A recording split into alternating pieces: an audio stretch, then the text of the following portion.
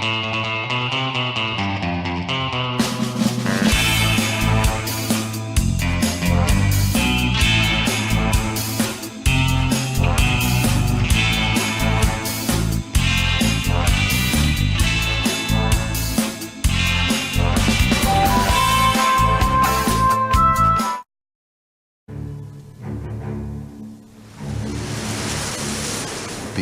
the surface of the sea,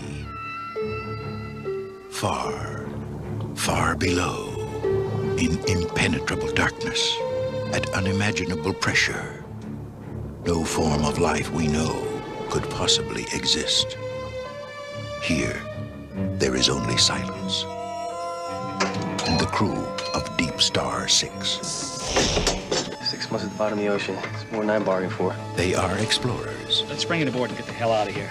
What's the matter? You gonna let a few ugly fish scare you? They are invaders. Okay, boys and girls, don't try this at home. In a world which no human being has ever entered. Sonar contact. Down here? I'd like to go out and take a look. Contact closing. 300 meters.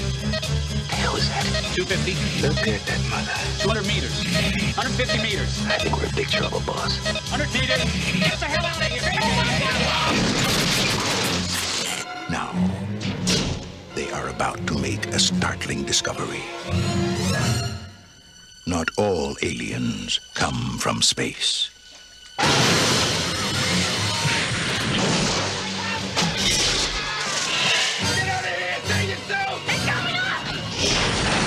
DeepStar 6. We're gonna have to go back down there. I think he'll have our crew. Damn it, there's something in the...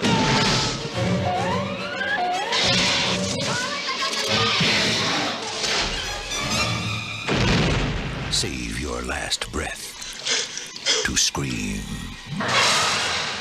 Mayday, DeepStar 6. From the creator of Friday the 13th, DeepStar 6. Anybody out there? Can anybody hear us? Mayday. Welcome to the latest episode of the B Movie Club. I'm your host, Kevin. This week we'll be discussing the 1989 science fiction horror classic, DeepStar 6, starring Greg Evigan and some other people. For those of you joining us for the first time, each week on the B Movie Club, we'll be discussing guilty pleasures and forgotten classics of the past. You can go ahead and go to our page on Facebook, Original B Movie Club, and give us the big thumbs up. Also go to our page on YouTube, KD9575, and subscribe. It's totally free. And don't forget to follow me on Twitter at The B Movie Club. DeepStar 6. What's going on there? At the bottom of the ocean, there's a Navy mission going on where they're supposed to set up some sort of a platform down there. There's some purpose behind it. The purpose is to set up a colony down there where presumably people could live for an extended period of time. Now, they are way behind schedule. Okay, they were supposed to do it within a few months, and now it's taken a few months extra, and they're very concerned. So they've got some things done, but they're getting intense pressure that if they haven't broke ground by the end of this week, they're all going to be yanked off the project and shipped off.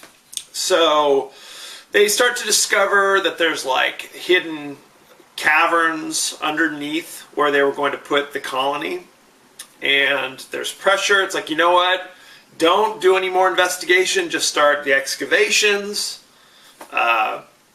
The typical stuff you see in these kind of movies where it's like, something's strange here. Should we investigate? No, we don't have time. Just jump in there. That sort of thing. So they set the charges to begin the excavations. Boom. Huge caverns are revealed. Okay. So they're like, well, we should probably investigate now since, we've blown up all this stuff. So they send a little thing down in their little camera. Woo. Camera disappears. So like, damn, we better send some people down there. Woo. Oh my God, what's that thing? Of course, we never see it at this point. But now that sub or whatever is destroyed, and now some creature, we don't know what it is, some aquatic life form is bashing into the side of our little remote station out at the excavation site. What are we going to do? We're about to be knocked into the pit. So they try to rescue some of their buddies. rescue some of them, but some of them die on the way. So now the numbers are rapidly diminishing in the mission.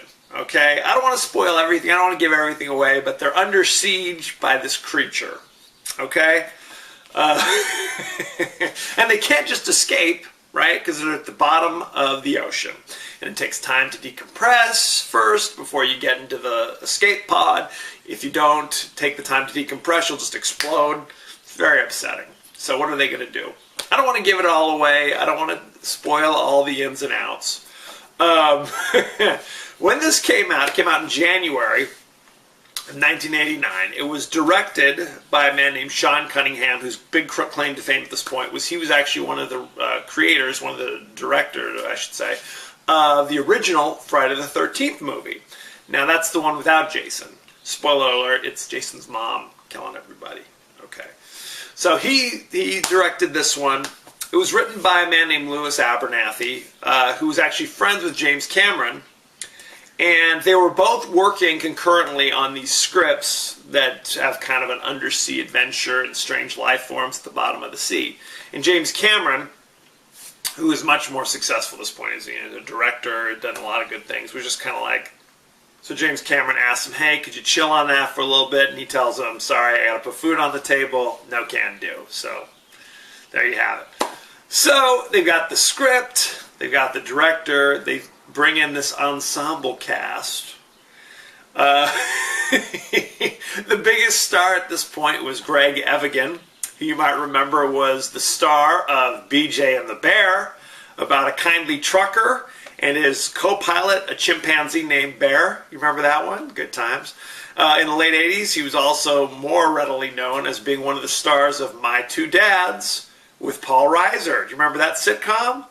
Okay, good times. Other people in the cast include the lady who played Ferris Bueller's mom. Good times. Pop star Nia Peoples. Nothing but trouble, trouble, trouble, baby. That was her hit. There you go. Good times. The guy who designed RoboCop. Okay. If you remember RoboCop's movie. Okay. That's Miguel Ferrer, who is actually the son of famous actor Jose Ferrer, and his mom is Rosemary Clooney, which means his cousin is, wait for it, George Clooney. Good times. A guy from Hill Street Blues is in this. A guy from Riptide. Remember that show, that Private Eye show? Yeah, it's an all-star cast. What can I tell you? There are people, you're like, oh, I remember that guy. So, good times. Ensemble cast, they're all doing their part, helping out. Shockingly enough, none of them were really rocketed to stardom after DeepStar 6. Like I said, there was a rush to make... there were a bunch of these movies that were coming out that took place at the bottom of the ocean. There were like 5 that came out in 1989, including, like I said, DeepStar 6 was the first, hey. You also have Leviathan, which was kind of the Thing on a sub at the bottom of the ocean with Peter Weller. Remember that one? Something called Lords of the Deep, which had Priscilla Barnes, who you might remember was Terry on Three's Company. Hey. There's something called Rift. The Rift. Do you remember that one? I don't know. The Evil Below? Exactly. And of course, the biggest and most successful was The Abyss, which actually, like I said, James Cameron had already started doing some things. He'd had Terminator and Aliens under his belt, and this one is really the one that kind of kicked him up to kind of a more broader mainstream appeal. So there you go. That was the only one that was a hit, by the way. All the other ones, bombs away. Very sad. What else can I tell you about this movie? Now, all the other movies kind of dealt with interesting undersea phenomenon of different types. The creature in this movie appears to be some kind of a prehistoric lobster thing, something called a prehistoric sea scorpion, okay? But you never get that good of a look at it, so who knows what the heck it is, right? It could be a giant sea monkey, for all we know. It's, you know, it's got like kind of these jaws that you kind of see, but... who knows? It comes out of a cave. It's a lot of kind of Jaws stuff going on early on where you just kind of see what it's seeing. And then you see like a thing come out and kind of, yeah. Anyway, good times. Had by all. It currently has a 23% rotten on Rotten Tomatoes. Not too good. Not too good. It's fine. It's a monster movie. They're at the bottom of the ocean. It does the job. What do you want, okay? You know, this isn't Lawrence of Arabia, for goodness sake. It's fine. It's not horrible, but it's not something, hey, tell your friends either, okay? It is still streaming instantly on Netflix, so you can rush out and see it if you'd like.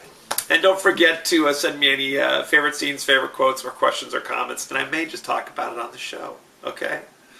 Next week, moving away from all this craziness into the comedy genre, the immortal Bill Murray classic, Groundhog Day. Hey! Also streaming instantly on Netflix.